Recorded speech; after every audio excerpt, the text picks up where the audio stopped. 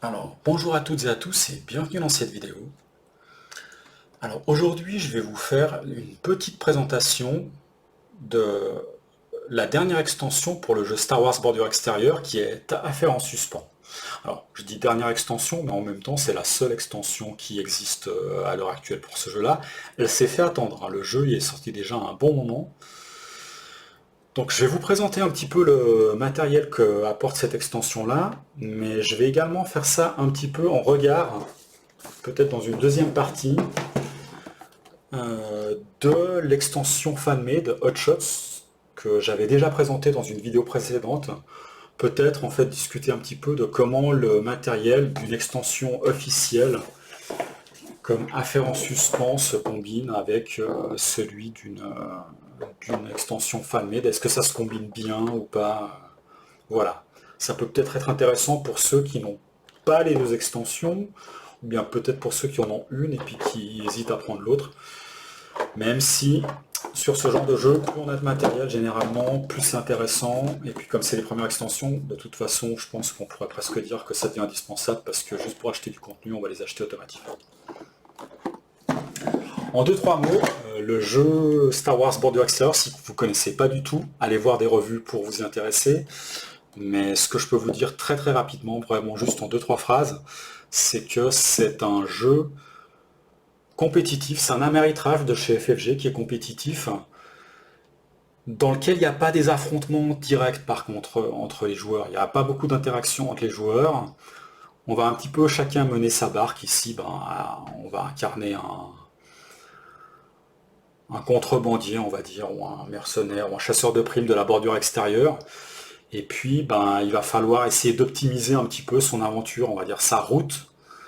Donc livrer des cargaisons, accomplir des missions, bien des primes, dans le but d'avoir le plus de points de victoire. Ici, en fait, c'est d'être le plus glorieux, d'avoir, voilà, le jeu, la partie s'arrête quand on a atteint un certain nombre de gloires.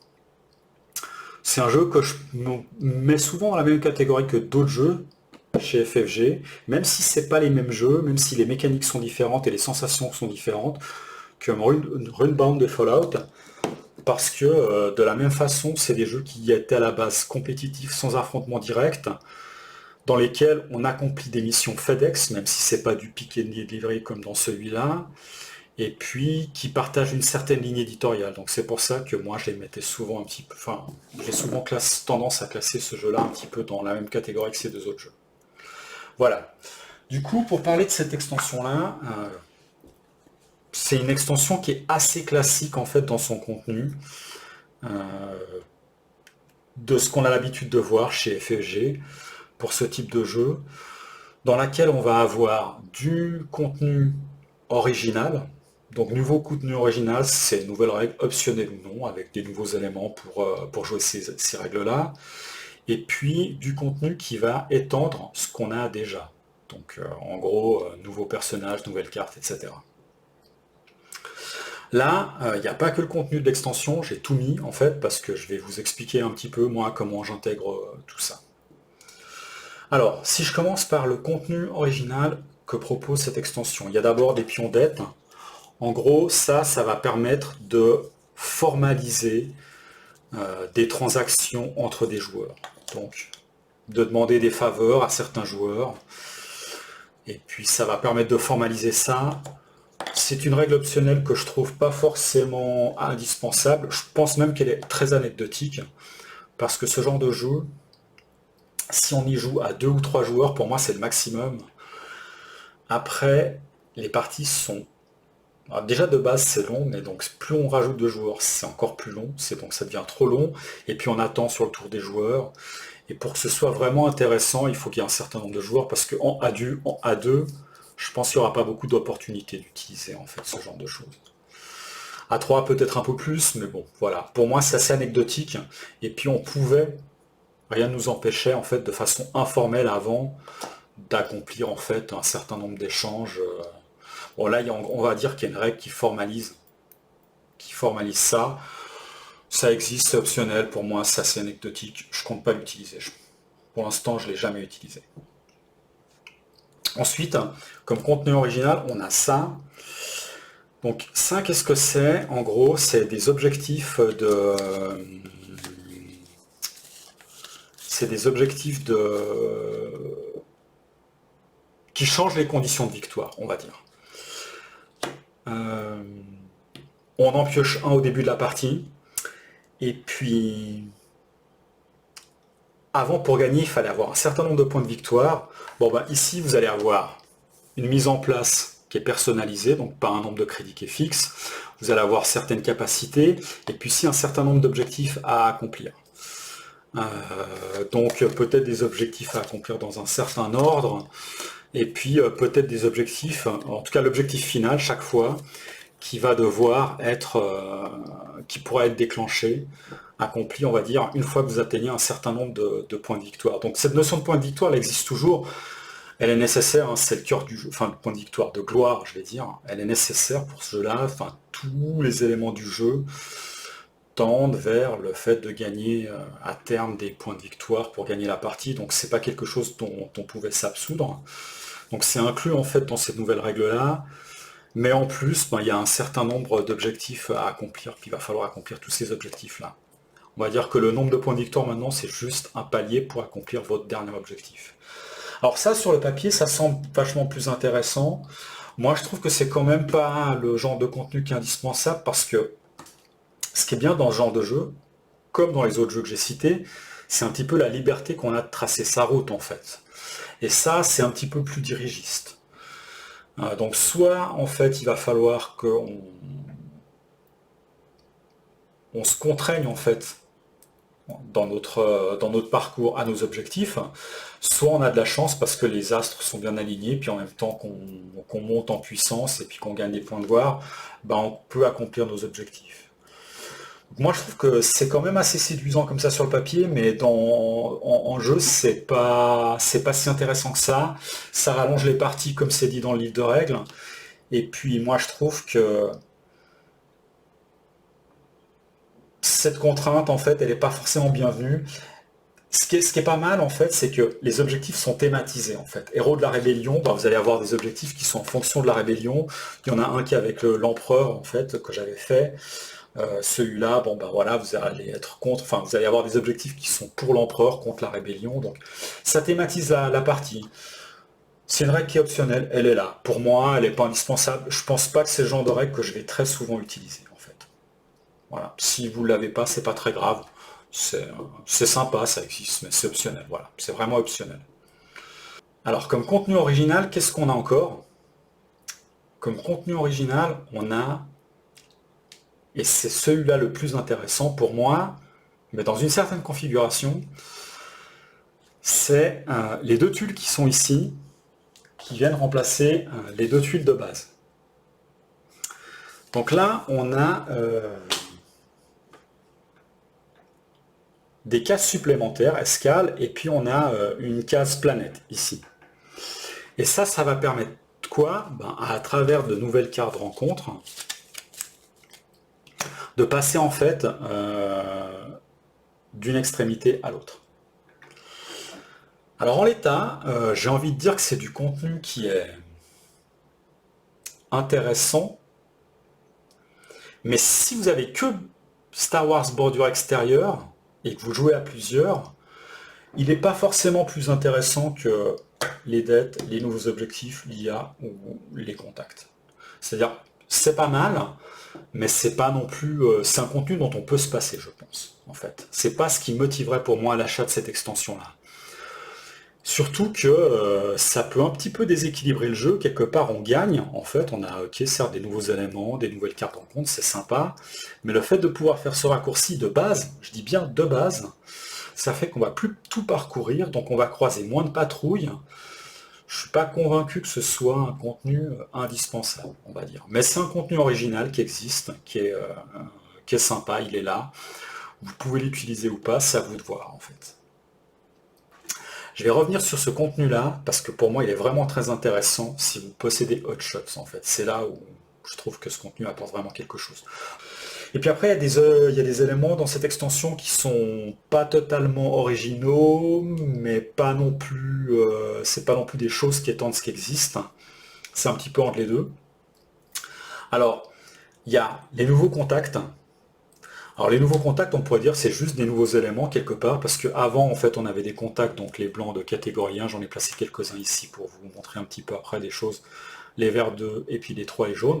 Bah, maintenant en fait les oranges c'est des contacts de catégorie 4, et puis comme bah, le plateau qui existe ils l'ont pas modifié, il ne faudra pas les placer sur une case ici, bah, on les place directement sur la planète. Donc ça fonctionne de la même façon, il y a des nouvelles cartes bases de données aussi qui viennent avec ces contacts. Pourquoi est-ce que je dis que c'est pas complètement quelque chose qui existe déjà, mais il y a une petite forme d'originalité quand même? C'est parce que parmi ces contacts, il y aura potentiellement des contacts, donc c'est des contacts un petit peu d'élite, hein, enfin c'est des personnages qui ont des réputations un petit peu supérieures. Il y a potentiellement des pions qui vont représenter les joueurs qu'on est en train de jouer, donc potentiellement vous allez avoir des primes sur bah, un adversaire. Donc ça va apporter un petit peu d'interaction supplémentaire entre les joueurs. Bon, moi je pense qu'il faut considérer ça comme simplement des contacts supplémentaires, c'est un ajout en plus. C'est sympa, c'est pas ce qu'il y a de plus intéressant dans cette extension, mais c'est sympa. Ensuite, à nouveau, quelque chose qui est un petit peu à mi-chemin entre une création originale et puis quelque chose qui développe ce qui existe déjà, c'est l'intelligence artificielle. Donc avant, on avait un paquet de cartes qui était anonyme, avec bah, différentes cartes qu'on piochait et puis qui décrivaient en fait les étapes de l'automate si jamais vous jouiez contre une IA. Ce que rajoute cette extension, c'est non seulement un nouveau paquet, mais également des cartes en fait qui sont spécifiques en fait aux joueurs que vous allez affronter. Donc moi j'ai fait une partie par exemple avec Yann Solo contre Cat Bane. Donc Cat Bane il est ici dans le paquet rose. Voilà, là. Et donc quand vous allez mettre en place l'IA, ben, vous allez prendre une carte et en fonction du dos, le paquet, en fait, un des deux paquets. Donc soit celui-là, soit celui-là. Donc il y a des cartes en fait personnalisées ici. Il y a des cartes personnalisées dans ce paquet-là. Et pourquoi il y a deux paquets en fait? Parce qu'en fait ce paquet-là, il a une orientation chasseur de primes, et celui-là, ben, il est plus classique, on va dire. C'est plutôt une orientation contrebandier. Donc c'est pas mal parce que l'IA, elle est beaucoup plus personnalisée comme ça, je la trouve également plus intéressante, un petit peu plus challenge aussi. Donc ben voilà, selon les adversaires que vous allez affronter, ben, soit ils auront un profil plutôt de chasseur de primes, soit de contrebandier. Et puis le fait d'avoir une carte en plus spécifique spécifique, on va dire. Ils auraient pu en faire plus d'ailleurs des spécifiques, je trouve, deux, ça aurait pas été du luxe. Et ben ça personnalise un petit peu plus votre adversaire. Donc ça, c'est vraiment un ajout qui est très intéressant si vous y jouez en solo, à plusieurs, très anecdotique, parce que je pense qu'il ne faut pas utiliser l'IA, pour moi, hein. Ça ralentit beaucoup le rythme si on y joue à deux ou à trois, même plus. Enfin plus, je pense qu'il n'y a pas besoin d'avoir de l'IA, parce qu'il y a assez quoi à 4. Donc en gros, pour l'instant, ce que j'ai à dire sur le contenu original, c'est que si vous jouez à plusieurs, pour moi, c'est pas ce qui motive l'achat de cette extension-là. Que ce soit ça, l'IA, les contacts ou ça, on peut s'en passer en fait. Là où cette extension devient vraiment indispensable pour moi, c'est dans le contenu qui est additif, tout ce qui va étendre ce que vous possédiez déjà dans bordure extérieure, sachant que les différents éléments, paquets de cartes, vaisseaux, etc., on en avait en très petite quantité en fait. Et ça, c'est vraiment indispensable dans cette extension-là. Parce que cette extension-là, elle va rajouter quoi? Bah, elle va rajouter des nouvelles cartes marché, donc, et puis des nouvelles cartes rencontres, des nouveaux vaisseaux, des nouveaux personnages à incarner. Et ça en rajoute beaucoup. D'ailleurs, un des arguments qui est donné, c'est de dire que ça double le contenu de la boîte originale. Alors c'est vrai que je pense qu'on n'est pas loin de ça. C'est un argument commercial qui tient la route, mais en même temps, il y avait tellement... Enfin, il n'y avait pas beaucoup de contenu dans la boîte originale, donc c'était pas très très difficile d'arriver à ce résultat. Si je vous montre un exemple, j'avais fait, parce que ça, c'est Hotshots. Ici, par exemple, pour les cartes de rencontre,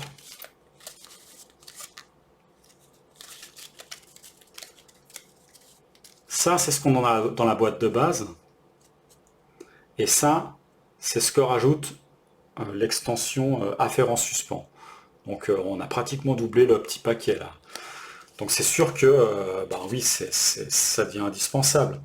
Et si jamais je vous montre sur les cartes du marché, c'est pareil en fait. Les trois plus intéressantes, c'est... les quatre plus intéressantes, c'est celle-là, parce que c'est surtout ces quatre premiers decks que vous allez faire tourner en fait. Beaucoup plus que ces deux-là. Donc sur ces quatre-là, si je vous montre, parce que je les ai regroupés, ici, c'est le contenu de la boîte de base pour les cargaisons. Alors attendez, non, c'est faux en fait. Parce que j'ai aussi Hotshots, pardon, excusez-moi. Donc ça, c'est ce que rajoute, ça c'est ce qu'il y avait dans la boîte de base, ça c'est ce que rajoute bordure extérieure, donc on double le contenu. Et puis ça, c'est ce qu'il y a dans Hotshots. Donc on triple pratiquement le contenu avec Hotshots. D'accord? Et puis sur ce paquet-là, je pense qu'on n'est pas loin de ça aussi. Parce que ça c'est Hotshots. Et puis après ça, à part égale, c'est la boîte de base plus l'extension officielle. Peut-être qu'il y a un peu moins de contenu pour Hotshots dans ces deux paquets, mais en gros, bah voilà, le contenu de cette extension Affaires en suspens, la grosse plus-value, c'est d'étendre en fait tous ces paquets-là, c'est d'avoir plus de vaisseaux. Donc vous allez avoir beaucoup plus de vaisseaux, il y en a 6 nouveaux, 8 nouveaux je crois, il y a des nouveaux personnages aussi à incarner. Et c'est ça qui rend l'achat de cette extension indispensable. Et il n'y a pas grand chose de plus à dire sur cette extension. Si jamais je devais faire une présentation uniquement sur cette extension, je vous dirais, ok, il y a un petit peu de contenu original qui est sympa d'avoir, mais c'est pas ce qui devrait motiver votre achat, mais de toute façon, comme il n'y a qu'une seule extension et qu'elle rajoute du contenu, et sur un arbitrage comme celui-là, il faut du contenu pour avoir de la variété, pour pouvoir prolonger son plaisir et donc prolonger la durée de vie du jeu, bah, elle est indispensable en fait, cette boîte-là. Il faut l'acheter. Alors maintenant, supposons que l'extension FADME, donc Hotshots, elle vous intéresse, et que vous la possédiez. D'accord? Moi, comment est-ce que j'intègre tout ça en fait avec l'extension FanMade? Alors la première chose que je trouve super, c'est que l'extension FanMade, elle rajoute en fait ces deux tuiles. Vous voyez, c'est celle-là, là en fait, tac, avec Dathomir et puis Yavin, et puis ici avec Scarif. Donc ça prolongeait en fait la map. Et ben je trouve que ça s'intègre encore mieux en fait les tuiles de la bordure là, elles sont avec les mondes du noyau, c'est encore mieux parce que on n'avait peut-être pas souvent l'occasion de venir ici, ça rallongeait en fait, ça agrandissait en fait peut-être, on perdait pas en déséquilibre, il n'y avait pas énormément de déséquilibre, mais ça pouvait peut-être rajouter une forme de déséquilibre parfois parce que l'aire de jeu était un peu plus grande, il y a quand même pas mal de cases en fait ici, surtout des escales en fait là. Et ce que Captain Kiwi, l'auteur de l'extension FanMade, avait rajouté en fait ici, et là, je sais pas si on y voit là, c'est des cases rouges qui fonctionnent comme le Maelstrom. Donc ça peut être des cases potentiellement qui bloquent en fait notre progression, qui cassent le rythme de notre progression. Et ben je trouve que c'est vraiment pas mal de pouvoir prendre le risque de passer par ici maintenant pour faire ce raccourci. C'est-à-dire que ce raccourci, c'est pas juste un gros avantage qu'on nous donne en fait de passer d'un côté à l'autre, où avant je trouvais que c'était quand même intéressant d'être obligé. Il va falloir passer par ici, et je trouve que ça prend presque tout son sens d'avoir ce raccourci avec ces cases-là en plus. Je trouve que c'est vraiment... ça rééquilibre le tout. Ça équilibre autant ce qu'apporte l'extension officielle que l'extension FanMade. Donc moi, j'encourage les gens qui ont l'extension FanMade à tout mettre comme ça. Par contre, si vous avez que la bordure extérieure, moi je me poserais vraiment la question d'utiliser soit ça, soit le truc de base. Ensuite, Hotshots rajoute des cartes du marché. Elles peuvent être intégrées sans problème. Vous allez avoir des paquets encore plus gros. Moi maintenant j'ai des paquets qui ont enfin des bonnes tailles. Et je trouve que si jamais vous n'avez pas Hotshots et vous voulez commencer par imprimer quelque chose, ben ça c'est pas forcément facile à faire produire en fait chez un imprimeur. Par contre les cartes, il y a des sites internet qui vous permettent d'imprimer des cartes. Donc, pour moi, ce qu'il fallait vraiment à ce jeu-là, c'était d'étendre le contenu qui était déjà présent, que ce soit les vaisseaux, les héros, ou bien les cartes du marché, ou les cartes de rencontre, et que ça, l'extension officielle le fait déjà. Et ben voilà quoi. Alors maintenant, si jamais vous dites, bon ben voilà, moi Hotshots, j'ai non seulement je suis intéressé par vraiment avoir du contenu officiel, là en plus ce que tu nous expliques en termes de plateau de jeu, ça semble être pas mal. Le reste, comment s'intègre le reste de Hotshots avec l'extension qui existe déjà? Bon ben les cartes événements, c'était une règle optionnelle en fait. Elle est toujours utile, elle est toujours aussi utile, donc moi j'utilise tout le temps, donc c'est très très bien. Et puis après, il y a une règle qui était d'ajouter sur les planètes en fait des garnisons, qui fonctionnaient en fait un petit peu comme les patrouilles. Et ça, maintenant sur les planètes, on met des pions contact. Et puis les pions contact, on n'en a pas pour mettre sur Scarif et puis sur Datomir, parce qu'il y a pile en fait pour mettre le nombre sur les trucs de base. Bon bah là, c'est à vous de choisir un petit peu comment vous voulez customiser ça. Moi j'ai choisi de faire les choses suivantes. C'est que les pions contact, je vais les mettre sur toutes les planètes, sauf sur celles où je vais mettre des garnisons. Et des garnisons, je retire une garnison de chaque type, donc une rebelle, une empire, une syndicat et une hotte. Ce qui fait qu'au final, je vais poser en fait sur Yavin des rebelles, je vais poser 2 rebelles, 2 empires, une hotte et un syndicat. Voilà. Et puis je les pose sur les planètes qui sont emblématiques. Sur Scarif, je pose l'empire. Je crois que je pose l'empire sur Naboo aussi, je crois. Après, les rebelles, je les mets sur Yavin. Je les mets chez les Mon Calamari, je crois, en fait, aussi. Je sais plus. Ouais, ici. Et puis les Hutt, je les mets sur Tatooine, chez Jabba ou sur leur planète d'origine. Enfin voilà, vous pouvez même varier en fait. Mais en tout cas, en faisant ça, ça fait qu'il y a moins de pions garnison que j'utilise, donc un de chaque faction, enfin une pile de chaque faction. Et puis au final, bah, je peux mettre des contacts ici. J'en mets pas sur Scarif en fait, je crois. Et il me reste 2 contacts en fait. Ouais, j'en mets un ici parce que sur Scarif je mets l'empereur. Et il y a 2 pions contacts que je mets de côté. Et puis ces 2 pions contacts, je peux éventuellement les remettre en jeu si à un moment il y a un joueur qui tire son propre pion contact, ben, j'en remets un autre en fait. Ou bien j'écarte, enfin non, écarter ça enlève l'interaction que je vous ai décrite au début. Voilà, donc c'est plutôt pas mal. Et donc comme ça, j'arrive à combiner complètement en fait les 2 extensions. C'est ça qui est cool, elles se complètent complètement. Il y a juste une chose en fait qui a double et c'est assez rigolo, c'est dans les vaisseaux. Le cargo ici en fait, hein, le YT 2400 qui peut être transformé en l'Outrider, et ben en fait les deux ont pensé à le faire. Donc ça c'est la version fan-made et ça c'est la version officielle. Donc bah là il faudra choisir une des deux. Bah moi j'ai coupé la poire en deux. En fait j'ai décidé que sur la version pas améliorée, c'était donc je les mets comme ça en fait. Hop, la version de base c'était la version officielle. Et puis la version améliorée, une fois qu'on a fait l'objectif, c'est la version fan-made. Parce que je trouvais que c'était thématique, c'était... Après, rien n'empêche de varier, en fait. Hein. Ça tourne autour des caches illégales, en fait. Je trouvais que c'était intéressant. Bon, sur l'autre aussi, en fait. Voilà. Mais hormis ça, tout le matériel se cumule sans problème. Donc vous pouvez très très bien avoir les 2 extensions.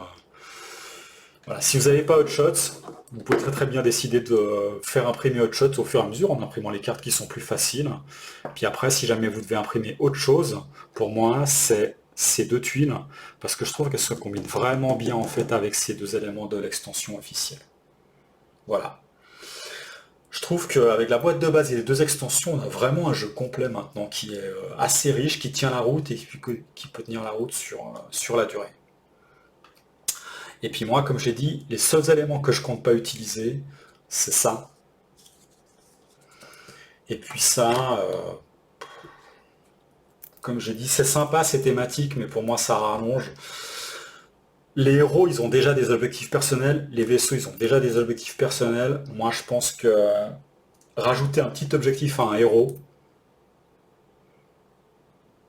ça aurait été plus simple que ça, par exemple. Juste des petites cartes objectifs, on en prend une supplémentaire, on la rajoute à un héros. Ça lui permet de lui donner un petit boost quelque part à un moment. Un truc un petit peu plus léger. J'aurais préféré que ça, mais bon, ça existe, ça mérite d'exister, donc c'est déjà ça.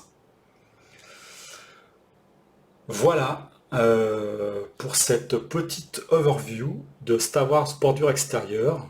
C'est un jeu qui s'est pas beaucoup vendu, je crois, au moment où il est sorti.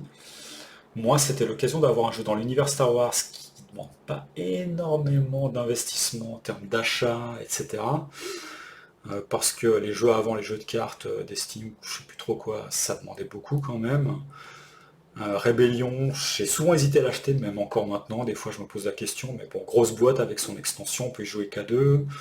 Star Wars Légion, bon bah ça c'est un jeu de niche, hein. Enfin il faut aimer les jeux d'affrontement, moi j'aime, mais ça demande beaucoup trop d'investissement, il faut avoir des gens qui jouent à ce jeu-là, qui achètent des armées. Et puis, Assaut sur l'Empire, je l'ai pas, j'ai souvent hésité à l'acheter moi-même, mais il y a beaucoup de contenu, même si le jeu est super, ça fait beaucoup quand on n'a pas commencé à l'acheter depuis le début, quoi. Donc là, vraiment, celui-là, pour jouer dans un jeu Star Wars, il est vraiment bien. Et j'ai l'impression que cette extension, ben, tous ceux qui le possèdent, même si c'est pas le jeu qui est le plus ambitieux en termes de mécanique, je trouve qu'il y a quand même un certain charme et j'ai l'impression que c'est un ressenti assez général chez les joueurs et que cette extension-là, elle s'est très très bien vendue en fait. Je crois qu'elle s'est très très bien vendue. Peut-être qu'ils n'étaient pas très optimistes, hein, parce qu'ils ont des ratios comme ça, ils ont des canevas pour savoir combien de tirages ils vont faire sur une extension, une première, une deuxième, etc., par rapport au nombre de boîtes vendues. Et ça va peut-être motiver en fait FFG à ressortir une autre extension, parce que je pense qu'il y a matière, hein, pour rajouter encore un petit peu de contenu, en tout cas une autre, hein, même si déjà là il est bien complet le jeu. Ou alors peut-être sortir des extensions pour des jeux qu'ils ont un petit peu laissés en plan, comme ceux que j'ai cités en fait, que ce soit Runebound ou Fallout. Moi je trouve que c'est des jeux qui mériteraient en fait d'avoir une durée de vie qui soit prolongée. Les Demeures de l'Épouvante, j'aimerais bien qu'il y ait une nouvelle extension qui sorte aussi, parce que plutôt que de sortir des nouveaux jeux, il y a des super jeux qui existent déjà, et moi je préfère acheter des extensions sur des jeux que j'aime plutôt que des nouveaux jeux, j'avoue, histoire de leur donner plus de richesse et de rallonger leur durée de vie. Voilà. Euh, c'est tout pour cette vidéo, et moi je vous dis peut-être à bientôt dans une prochaine vidéo. Allez, ciao ciao.